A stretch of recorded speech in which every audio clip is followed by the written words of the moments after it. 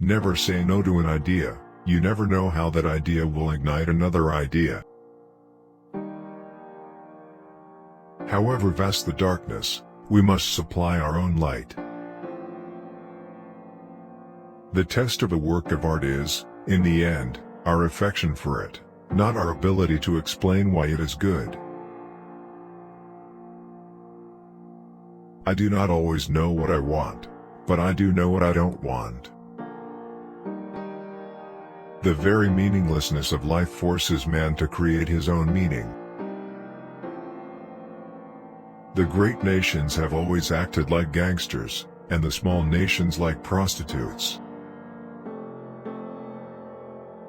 A film is, or should be, more like music than like fiction. It should be a progression of moods and feelings. The theme, what's behind the emotion, the meaning, all that comes later.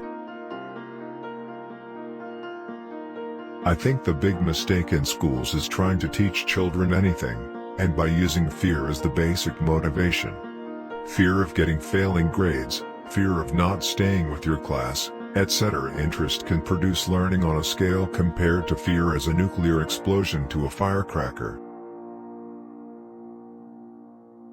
Perhaps it sounds ridiculous, but the best thing that young filmmakers should do is to get hold of a camera and some film and make a movie of any kind at all.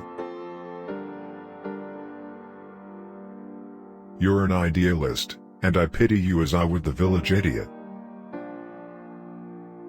All work and no play makes Jack a dull boy.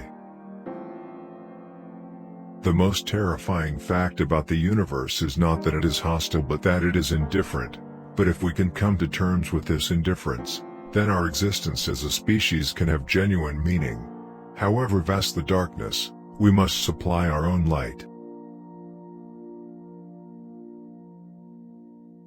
The truth of a thing is in the feel of it, not in the think of it. Everything has already been done. Every story has been told, every scene has been shot. It's our job to do it one better. If you really want to communicate something, even if it's just an emotion or an attitude, let alone an idea, the least effective and least enjoyable way is directly. It only goes in about an inch. But if you can get people to the point where they have to think a moment what it is you're getting at, and then discover it, the thrill of discovery goes right through the heart. Be suspicious of people who have, or crave, power. Never, ever go near power. Don't become friends with anyone who has real power. It's dangerous. Man isn't a noble savage, he's an ignoble savage. He is irrational, brutal, weak, silly, unable to be objective about anything where his own interests are involved. That about sums it up.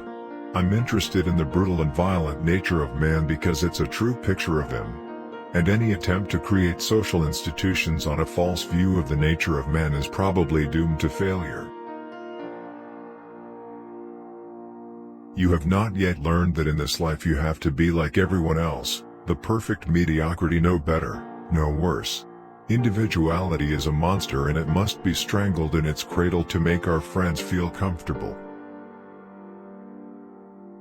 Chess teaches you to control the initial excitement you feel when you see something that looks good, and it trains you to think objectively when you're in trouble.